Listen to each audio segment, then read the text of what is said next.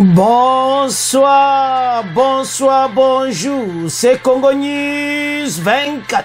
Bande Konanga, comme toujours avant de commencer notre émission, nous disons merci à Dieu. Nous disons merci à nos chers abonnés et téléspectateurs qui nous suivent partout dans le monde et en RDC. Bande Konanga, soyez les bienvenus. À la une, chers téléspectateurs, on va commencer cette émission Bandeko.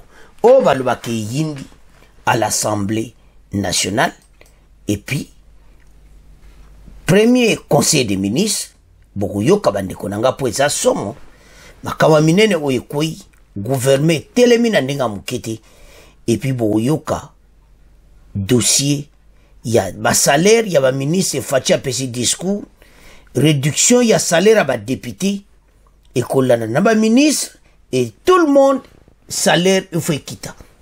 Alors beaucoup de députés ont expliqué l'interview au Basali. Et puis dossier à Nicolas Kazadi a livré à la justice. Tous à la connecter peut-être développer mon émission. Deuxième point, chers téléspectateurs, l'ONU dévoile Bande Konangai désigne Ouganda et Rwanda comme agresseurs de la RDC. Parce que le bosso à l'Obaki Rwanda et maintenant a désigné Ouganda. Donc, Ouganda désigné officiellement agresseur. Match Zamobulu et les deux pays maintenant, Makamou Bimi.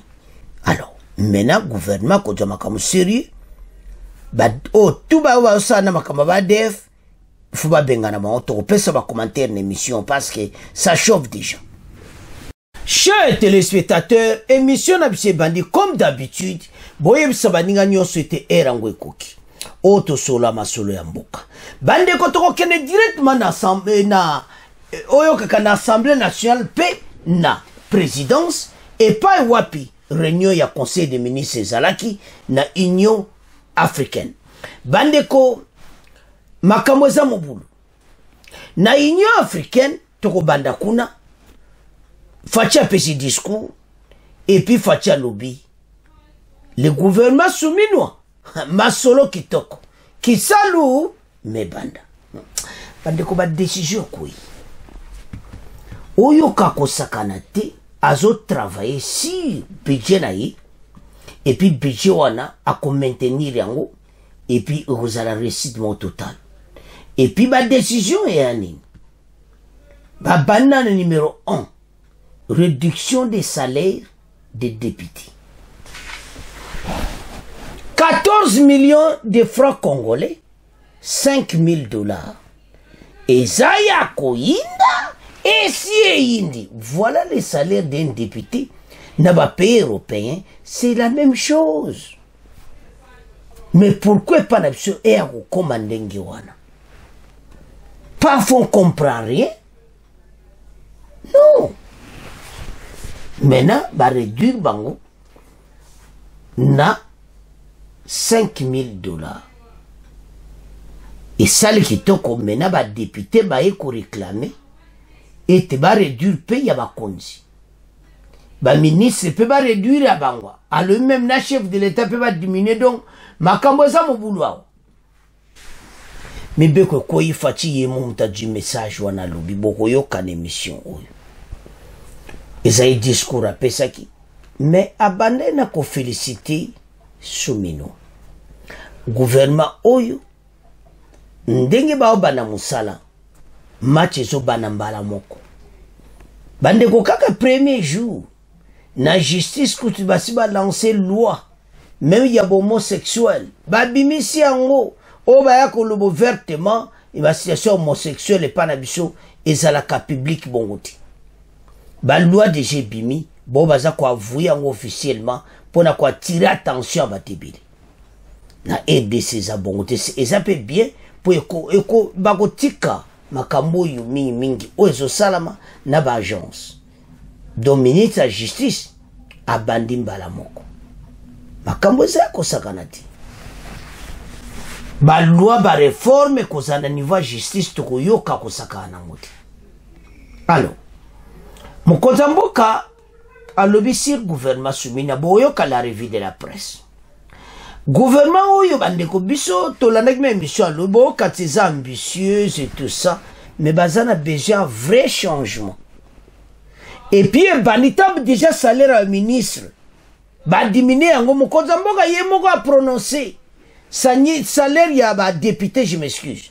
Ya ba député ba diminuer yango et puis les mêmes députés ba faire interview alobi bon eza ba bête mais ba réduire paye ya ba ministre bombonga onyonso ba pesa ngo côté ba fonctionnaire ya l'état comme ça salaire ba fonctionnaire et mata parce que bango bazozwa mbongo ebele koleka salaire à ministre kozala bongo te lokola bakati ya ba député ko ya permettre tozo na deuxième point to avancer dans ce gouvernement soumino alobi congolais il faut donc vie échanger ba mona changement moko social et salama na conseil des ministres ba bandi penoyo kaka mbala moko la session sécurité on a abordé ba poignonso oyo gouvernement abordé ezo salesengo parce que sono taramboka na biso en tout cas ezo senga vraiment gouvernement na biso ba travailler 100 fois 2 bien fois 3 et puis bazana motema balinga ba congolais. Parce que si les Congolais le vont souffrir, ils ont cause toujours un gouvernement. La façon de bomber à Makambo, ils ont fait souffrir, les Congolais vont souffrir. Pendant 20 ans, le gouvernement a pu perdre des Makimboka, Talamboka, chaos technique nasi. Armée zati. Ba Rwandais bazoya ko infiltrer na kati ya FARDC. Ba osalo wana. Tala nouvelle quoi? Tolo ba ngo l'air nyonso. Et maintenant ba konzi bazwa ba décision toujours à la deuxième point Ouganda agresseur de la RDC donc ba comme officiellement maintenant biso za goloba mais officiellement maintenant ils a dévoilé toujours c'est la réaction au gouvernement ba makambo ya ba ADF abuo pia toujours à la deuxième point bokoyoka bandeko makamine une émission alors tozonga na gouvernement soumeno ba ena mopepa sika mopepa ngo eza somo yemo président de la République quand les babani conseil des ministres fatia lobby le gouvernement souminois qui salue mebanda ezaya ko inda esi yindi totanga la revue de la presse bande konanga o lobby sur gouvernement souminois o baluba ke yindi a toko banana gouvernement souminois toko yoka la revue de la presse les décisions du changement en RDC suivez Oyo kakabandiko donc penza ba décision eza kokoya c'est du plaisir après tokoya na salaire ba député après na dossier ya Kazadi oba livré na justice alors les décisions du changement en RDC Fachi Oyo Kasonmino qui salu mebanda madame Soumino qui salu mebanda. L'équipe souminoise désormais à pied d'œuvre. Les journaux de Kinshasa, tous presque, ont salué l'acceptance par l'Assemblée nationale du programme présenté mardi par la première ministre Judith Suminwa Tuluka. Bah, c'est pendant l'Assemblée nationale, bah, yambiango maboko mibali. Et ça lui dit plaisir, alors, makambo, oyokaka, examinene. To avance. Pour son premier grand oral devant l'Assemblée, affirme le hebdomadaire Econews, la Première ministre n'a pas dessus une dizaine de minutes et explique qu'il est ensuite présenté dans un texte de 67 pages l'économie de son programme de gouvernement, un programme totalement conçu sur les 6 piliers de la promesse de la campagne du chef de l'État, souligne Econews. Donc, Makamba Lobby, Naya Fachi Ndengemoko. Les désirs du changement, les billets demandés au regard de celles dans ce programme, Oyokaka Suka, Ndengenini, changement ekozana mboka na biso.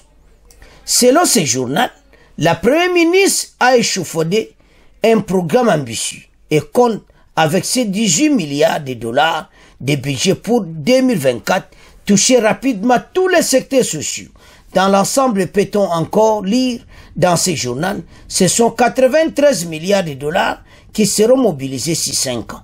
Et ouragan de remporter que la première ministre a su que son équipe va travailler pour contribuer à la construction de la République démocratique du Congo et à des prouesses de bien-être dont chaque Congolais sera fier d'être acteur.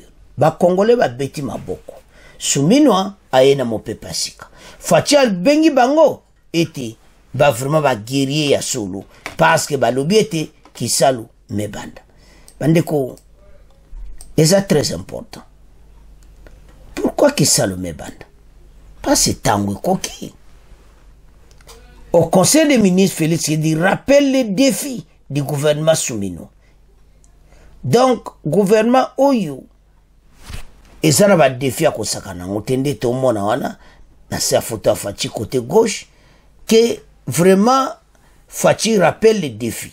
Parce que, il faut situation sécuritaire échange. Économie va Congolais va lier bien.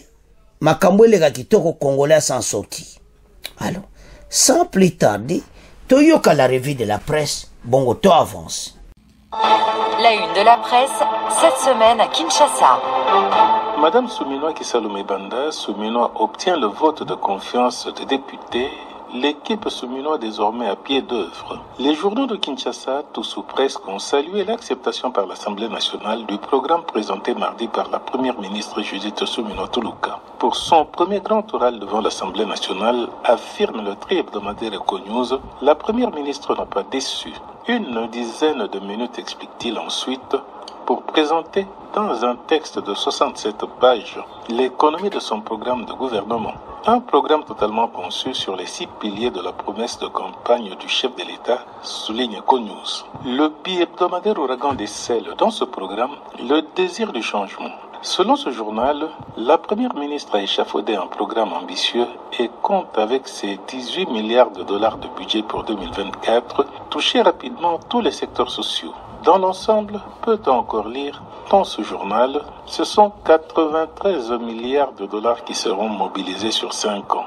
Et Ouragan de rapporter que, je cite le journal, la première ministre assure que son équipe va travailler pour contribuer à la construction de la République et à des prouesses de bien-être dont chaque citoyen congolais sera fier d'être acteur. Bandeko Tolandi, les 6 piliers wana ilandi ndemo me fatie logo sali kitoko na conseil des ministres alobi Kisalu mebanda. Bande kuba na présentation à la ministre moko va présenter bango sili après Fatia Jumaloba. Oyo kagasomo. Kisalu mebande laksi ke ba acte bandi. Gouvernement soga bandi fa lakisa. Parce que bango mutu ba diriger makamu nyonso ba département nyonso. Na ba paye abatu makamu nyonso fonction publique. Tout le monde, baye bana si portefeuille, baye ba comment ba ko gérer mboka. Et mon soko talo le mais la so comprendre te. Pays il faut comme à niveau que makambu belé changer. Oh, tous les peuple là on a quand même quelque chose parce que nous avons tous un bon, tous un économie ko à ma casse. Ben corruption, détournement et salati. Donc, on a commandé moutinho so ko s'en sortir na etis.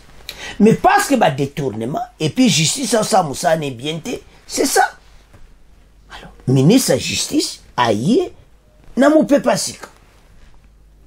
Abimisi loi ya homosexuel bo la nanga très bien. Homosexualité na RDC ko ya te ko avouer ngo publiquement. Pona ko attirer bateau attention bateau. Banda lelo. D'une manière d'une autre, on qui me comprendre. Et ça m'a cambankou. Bassaron kandi bassaï. De passer ça et reconnaître. Mais pas na bisou. Et ça m'a cambassoni. So batubayoki. Mais balimba comme sango, net de ma pays européen. Non. Loi ebimi. Yo mutozo ko ganga na TV. O belle la homosexualité. Ozare. Match za ya koyina. Abandi. Et maintenant, bah, azobi mesa ministre justice obimisa makambo ebele.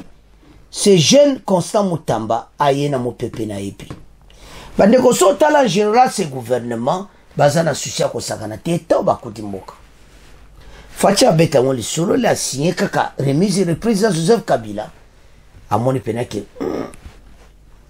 makambo eza mobulu ya solo so ozalaki na place à président Félix vous pouvez me pleurer so ozilingi mpe na mboka na yo le pays dans un couvre ayeba ndeni pays ekobima te mbongo eza te bambongo nyonso badétournement na badétournement ntango banaki kokanga bango kaka baomo FCC lokola eza coalition bazali kofrene baarrestation babimisa balwa na bango ke mabe nyonso premier ministre asala baokanga te matata mponyo mpo bakanga ye fo bachange constitution tala pays. Alors tout là dans la revue de la presse on a tout détaillé. Gouvernement zokende dans un programme à 18 milliards par année et touché par couche de sa population. Et maintenant on est à Sali. Yamba tozo kamambo angwa kuzawapi e bandi. Tonto expliquer bien. A bandi officiellement na salaire ba député. Et puis Fachi yemo muta prononcer on a discours. Salaire ba député comme na $5,000. Oyo kaka 14 millions de francs congolais. Nande ezalaki à peu près 28 millions de francs congolais. Et ça à peu près le double. Donc 10 000 baksibe monument nini toana bakati. Bamana ko jwa primo ko fixe $5,000. Makamunyo so na kati. Des monuments makamunyo so na kati à $5,000. Voilà. Match échangé. Qui salue mes bandes. Et bah député ce qu'on va dire parole. Mais comment? Oh, boka biso. Match mon boulot. Et indagaka. Bah le 8 faut pas kata salaire pour un ministre. Match ça mon boulot. Alors on a un ministre te bah kata pe salaire à chef de l'État. Bah député va tomboki. Wana et kozala kitoko parce qu'il y a les garants de la nation à l'accebiso yango do baza pour et te basale les kata mais balinka ba député donc c'est fini bazan ba comme na problème sérieux bazwe ba telon ba ko sala et maintenant salaire ya ba député ekiti et puis ba salaire ya ba ministre et puis ba sengi ba kiti yango le quoi qui ça le mebanda yoka décision bambongo wana nyonso ekota na fonction publique bafuta ba fonctionnaire mbongo ba kati bango nyonso effectivement bakata bango yango et de mboka échanger bandi ko ba fonctionnaire pe soko azui bako se lancer na ba faire c'est comme ça que mboka tambola bango pe ba avancer na marque na bango mona pays onde ko se lancer mbala mo soki mutu nyonso akomi ko débrouiller na RDC pays changer donc nous allons voir na mikolo ko ya ba grand changement ezosama na mboka parce que gouvernement oyo faci yemo ka lobi na conseil des ministres le gouvernement souminois qui salue mebanda alors député aeko loba batune question clairement à l'hôpital, il y a les garants de la nation. Ndenga kiti salaire na biso ba député na $5,000, 14 millions de francs congolais. A kitsape à un ministre, a kitsape à ba continuance. Alors, voilà ndenge makamango eza pour eza somme. Alors, Tolanda mais député a expliqué ndenge ba kati ba salaire, bon auto avance. Baisse de salaire des députés $5,000. Baisse salaire des députés nationaux à 14 millions de francs congolais, équivalent à $5,000. Donc, ce résultat là, au moins a clairement été mboka échangé. Parce que les bossés zalaki bateau ba olingate, bako tiamo boulou. L'honoré Floribert Ngabu, obozo monawana, souhaite aza oya na nord na Ituri, à Djougou précisément, souhaite qu'on réduise aussi les salaires de la première ministre. Et tout ministre, en fait d'ajouter ça chez les fonctionnaires. donc na ye moko asengi nyonso excellent nyonso donc na ya premier ministre pe salaire ekita le premier ministre aye na masolo akondima. Alors bana mboka tolanda député Floribert Ndiabou ndenga ayindisi bongo to avancé abimisi ba secret oyo mokonzi mboka alobaki na bango tolanda. Donc 6 mois après, ça veut dire que nous avons du temps à récupérer. Et sérieusement, il y a des grands enjeux, il y a des défis que nous sommes appelés à relever. Donc, en tant que l'Assemblée nationale, nous avons des défis à relever. Ça veut dire quoi? Nous sommes appelés à travailler pour que les défis sécuritaires trouvent une solution à l'Est.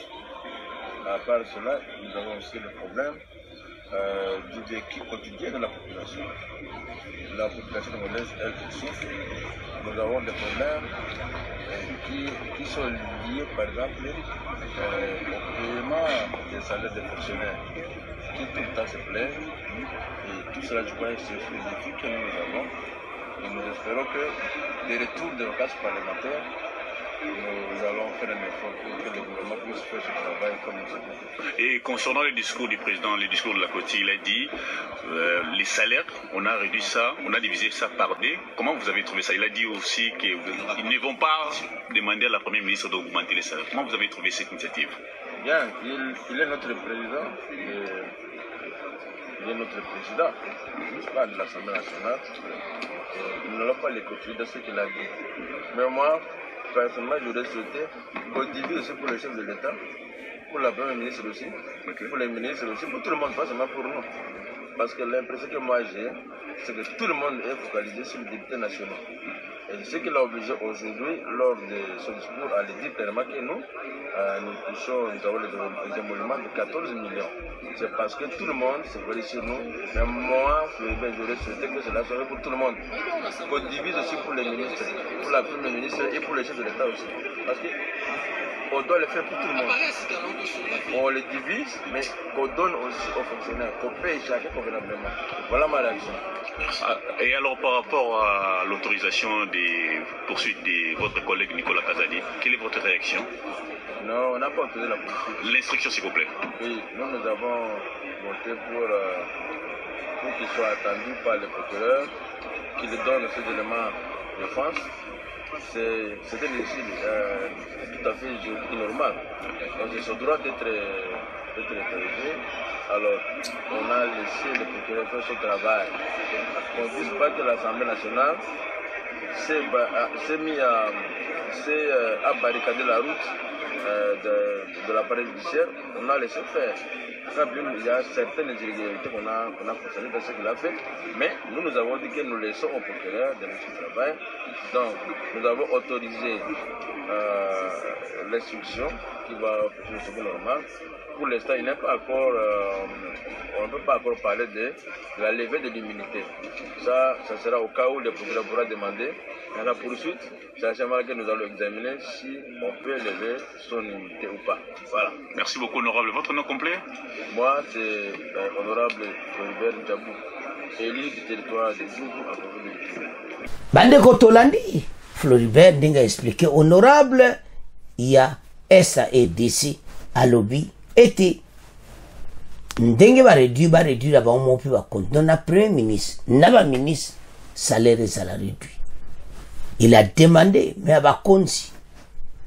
Alors le chef de l'État et moi les garants de la nation pense que tous à la claire ba salaire et ba na EDC c'est exagéré. Ba réduire ba salaire ba ministre mbongo wana ndeto yoki député à lobby ba pesa ngona ba fonctionnaire na peuple à s'en sortir na ba projet population parce que ça mbongo ebele ba kati bon la moitié des salaires botana bato ba 10 000 cash so bakina be monument ba kati nyonso be monument ba non salaire tikali net $5,000. Comment na ba avantage be ba mbongo ebele bon biso ça pays riche ça fait mal. Un député comme tu n'as pas $21,000. Non. À Kobundana, $5,000. Babanda le comment ça va budget. passe wuti na munoko ayemo mokonza mboka. Voilà.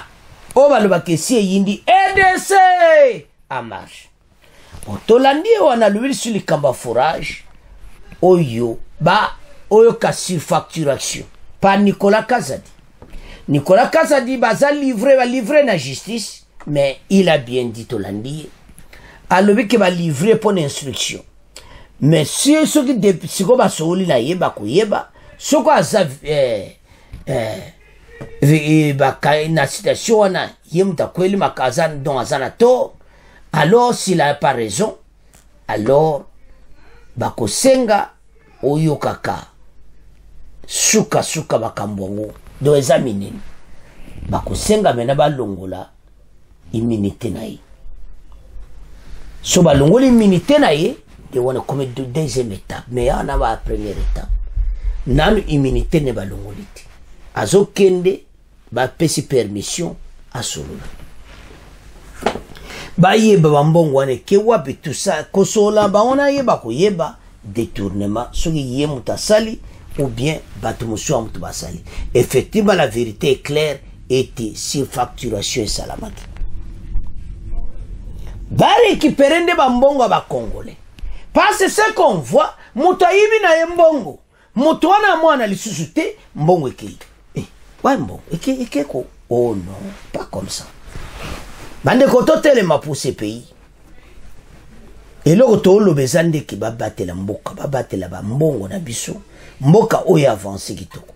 Nicolas Kazadi a côté vraiment à rendre Fachi mauvais service. Pense qu'Azaki pena mon bad bras doit ya mokonza mboka. Mais botala ba pese poste net ministre des finances. Vraiment oya kweli suna ba aventure bo. Et surfacturation.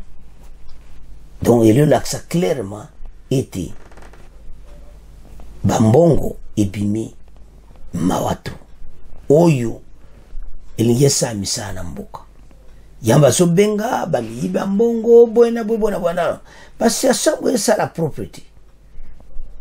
Je respecte beaucoup ex-ministre des Finances Nicolas Kazadi, mais ce qui s'était passé est sa propriété parce que la vérité mais penaki mbongo surfacturation alors que yemta siake bima na banque centrale moni makambo siko ba forage on veut paraît-il que c'est 100 millions ce dont on sait pas. Donc azawana zana problème, il va payer tout ça et puis ko yinde na ndenga mukite. C'est comme ça. Akufuta ndeto landi député wana donc ezapena mobulu. Alors ezo sa personne na mboka. Donc maintenant tokomotika premier point na maboko na bino to landi biso nyonso ce qui s'était passé. To moni pena makamunyo c'était qui salume banda parce que au diminuer déjà salaire et ça un grand pas mbongo azoluka yango na kobaksa na social ba congolais pe mbongo a mususu na salaire ya ba fonctionnaire ba quand même salaire moko bien ba fonctionnaire à l'état. Alors on va le voir que c'est yinda kaka tokomotika on a bino tokomoke na deuxième point. Bandeko deuxième point, les ennemis de la paix. Yamba konziba bandeko topesa ba commenter ba konziba ba décision ka lelo. Uganda a quitté EDC makamba ADF. ADF on peut azobo marak a quitté na biso moto bunda na mboka na biso. Pas c'est vérité bimi. C'est le gouvernement lobani. Le gouvernement ougandais bazo sarakande Kagame salaka. Oh tozate, siko bati le ba photo. Alors, massacre on a boma ki pe bango pena doyo kaka basuko pene esasa ki bango bazana sushi bazana deux et maintenant na salaire ba kiti ba kosuka wapi parce que ba yebete makambo oyo ezama watu suko tala dossier oyo bande konangai notre beau pays. Et ça EDC pour battre bazapena mabe. Uganda bakota kina ba arme c'est-à-dire batika ki onyo sur la EDC. Donc de bazoya ne sengo na bango ba yena mo supporter ba kumba massa na bango. Et puis notre gouvernement fallait ko benga na bato bandakala.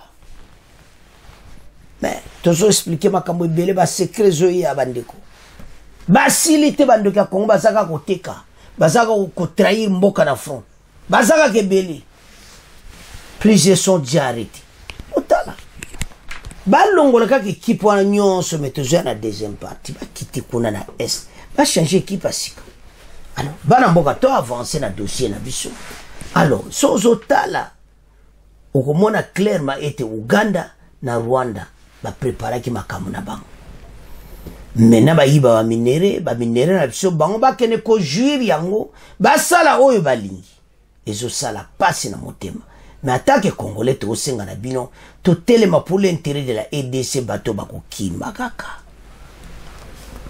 bako gagner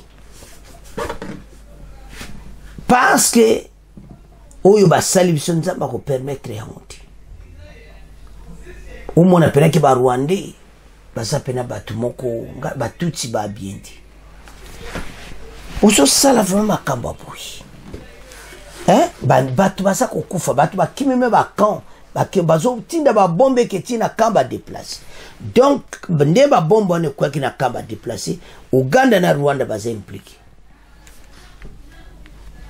parce kuna bitumbe ate comment bino ko boga biloko na kamba déplacer bobo wabam donc ils ont un dossier à poursuivre te gouvernement zo samba pour le moment si ba dossier naya o bazogi ba minere na biso ba otekela ngo iPhone o asaba phone ya cher iPhone bazo jango illégalement alors maintenant ba juriste na biso ba avocat bazo bunda kuna na bazana permanent jugement na Apple alors so tala ba minere biso ba direction zo kenezo pesa passe parce que pays il faut changer et on continue boyete alors maintenant Uganda a dévoilé tout un rapport ya ONU bisonyo sto comprendre masolo yango eza mobulu alors siko ba kolba lesuni totan ONU dévoile bandeko oyo kaka dévoile et désigne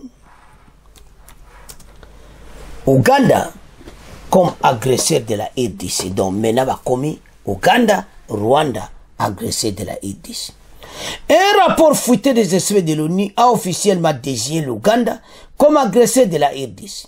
Le document charge l'armée ougandaise de soutenir activement des rebelles de M23. Ce déballage a provoqué une vive réaction de Kampala, qui sans convaincre a rejeté catégoriquement ces allégations. Le groupe d'experts a obtenu des preuves confirmant le soutien actif au M23 de la part de certains responsables des IPDF et du commandement des renseignements militaires ougandais. Soutiennent les enquêteurs. Des sources de renseignements des individus proches du M23 ont confirmé la présence continue d'officiers de renseignements militaires ougandais à Bunagana depuis fin 2023. Donc, officiers na mobayaka, ba renseignement, bazo soulana bango, et puis même ba journée bimi, ba sola kina bango ba leader ya M23, ba bimi ba soli pena na bango, bango ba agresseur. Ezamawa. Alors, les hommes gradés de l'armée de Museveni assuraient la coordination logistique et des transports des dirigeants du M23, des RDF M23. Donc, ce que tu as là, et comme maintenant IPDF ensemble, ils allaient sur RDF M23 à partir de l'émission Zolanda, et comme qu'à RDF IPDF M23. Pas ces vérités bimi. Alors, pas soutenir bango na ba moyen belé. Bolanda très bien bandeko. Logistique, transport des dirigeants des zones contrôlées par les groupes armés. Bazo me ba dirigeant na bango. À cela, il faut ajouter le transit régulier des troupes, des véhicules et des fournitures militaires du RDF N3 et des RDF Forces de défense rwandaises à travers les territoires ougandais. Et puis ba le ba véhicule Nabakara armée à Rwandais, bazo kota à travers ya Bunagana, bazo kota na RDC. Au monde ba secret au monde mnenge bimi, au monde bo sambwe, tolobaki tozali awa. À travers les territoires ougandais. Poursuit les rapports qui précisent que l'ampleur et la fréquence de ces mouvements rendent improbable l'ignorance de telles activités par le gouvernement ougandais. Le démenti de Kampala Face à ces graves accusations, le gouvernement ougandais a fermement nié tout soutien au RDF 123. Yoko nié en coma. Parce que ça a clairement désigné. Alors, son ministre des Affaires étrangères a déclaré que l'implication de l'Ouganda dans la résolution diplomatique des conflits était bien connue à Kinshasa et d'autres parties prenantes. Les accusations renouvelées, comme les précédentes, sont infondées, car l'Ouganda est un bâtisseur de la paix, Yoga Lokuta, et non un fauteur de guerre dans la région. Yaza bâtisseur a pété. Boza penaba fausseur. Binomo bolobi ango, boldi opposé, biso soto changer ango na opposition, na côté moussous. Alors, a insisté Arion Yeb Okelo, le ministre d'État chargé des Affaires étrangères. De plus, le diplomate a expliqué que l'engagement de l'Ouganda aux côtés du M23 visait à encourager les rebelles à faire part de leurs revendications à la RDC. L'engagement que nous avons eu avec le M23 visait mettre fin au conflit. Nous voulons qu'il s'accompagne directement de face et révéler et des revendications à la République démocratique du Congo. C'est très simple, qu'a-t-il déclaré devant, avant d'ajouter que nous n'avons pas amené à Ouganda, parce que si on va sommer à Ouganda et pas wapi, ma sole zobeta wana ba renseignement militaire ougandais. Alors, contexte et réaction. De plus, le diplomate a expliqué que l'engagement de l'Ouganda aux côtés de M23 visait à encourager les rebelles à faire part de leurs revendications à la RDC. L'engagement que nous avons eu avec le M23 visait à mettre fin au conflit.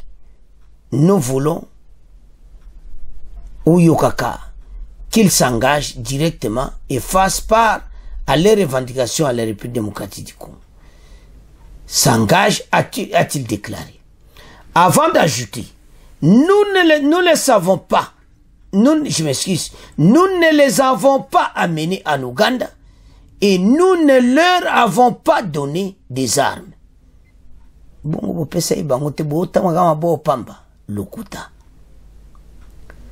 l'engagement que nous avons eu avec le M23, très bien.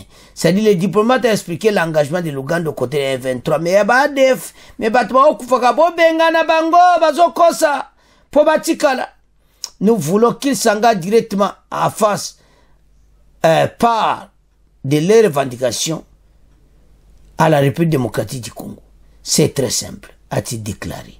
Avant d'ajouter que nous ne les avons pas amenés en Ouganda et ne leur avons pas donné des armes dans Mawa. Alors, bandeko, yazo wangana, mes messages de Jekoi, les rezamubulu. Bandeko to tangi bisonyos, to landi, et je l'axe clairement, Ouganda, a une situation sérieuse. Tala, nandebe expliqué wana. Bosomona clairement que Ouganda, basala kanabahuma kambo badakala. Dona Rwanda basala ba compagne mana bon les peuples lobaka ba konzi. Bo bengana batoyo tala biso to sito loba yamba abonné bino boza danger. So e ba yelma meto sito loba te ngamo prise. Basi ba loba mena émission wa so to sala ba comme message ba lobi bazana Uganda. Voilà masola ngengeza. Et on y a lobi boy. Azana ba preuve.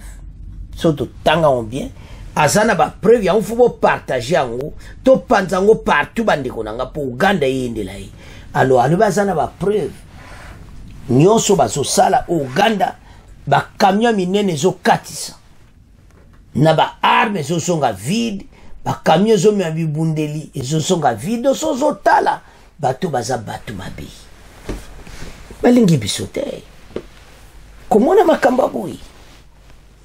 To batu bazo iba na bango à l'aise. On dirait que des terrains na bango. Alors ça na ba gymnastique, ba comme beno ils sont à l'aise, on dirait ça ya bango. Mais to so benga na bino kalati. To zaka confirmation En tout cas, parce que ce total, bandiko so sala son atali. Parce que confirmation ou. Parce que bango bazai kondima tele to lo baso wangana. Mais ba preuve pays, mais baso continuer sur quoi. Baso kanga sur quoi. C'est fini. Usa le cas. Bisoto le kanzela na armée na bisoto bengana munguna wa télévision na Nord Kivu. Kosi makambo ebele melelo yo monde bakangi bino bandeko Uganda na Rwanda baesuli kama ulubati bayele sili bango bayebete mena pena to kangi bango boy bo ba journal na Kinshasa présent Uganda ozana problème parce que oyoti kikakoyiba ton peuple a quoi s'en sortir tena makambo ebele parce que bino moza oyo kaka pena bolingi mboko yoti. Comment trahir votre pays jusque là? So landi kaka ba o nyonso o mona clairement tozana problème pa. Alors bana mboka ezo sala mawa yango ba joba makambo nyonso il faut ba joba décision makasi contre Uganda. Oui, ça va preuve. Je vais décision ba mo contre bango so yinde ngaka. Mais le gouvernement n'a comme konati azo pesa temps. Ces populations ont beaucoup souffert quand vous savez ça. Au lingo ça l'émergence. Somona parce que ndenge bazawana basajana ba couple na basi basali makama onyonso. Mais biso le bete nzambe na biso. Toko gagne. Tuso kanye yango pe tuso benga na batu oyo na est. Congolais, zala maele. To lingana, to changer mentalité. Omoni Kagame ne maele suki na Uganda, bazai ko wangana, mene bimiti. Suko bako suka wapi. Tuso zela gouvernement prononcé. Et puis oni ba combinaison ya to benga wa complice. Bango ba yebe bandakala. Mais pourquoi bise rapport au bandakala ti? Pourquoi bisa rapport à Osiko putain biso moko to ko chama kelele na Uganda ba yo bisa rapport mais ba ye bango kala na banquette na bango. Alors bandiko deuxième rapport à Onibimi Uganda oyokaka principal agresseur de la RDC bango na président Rwanda. Alors to tangi to na biso nyonso to comme na fin mission bon continuer ko s'abonner massivement. Au revoir, à la prochaine.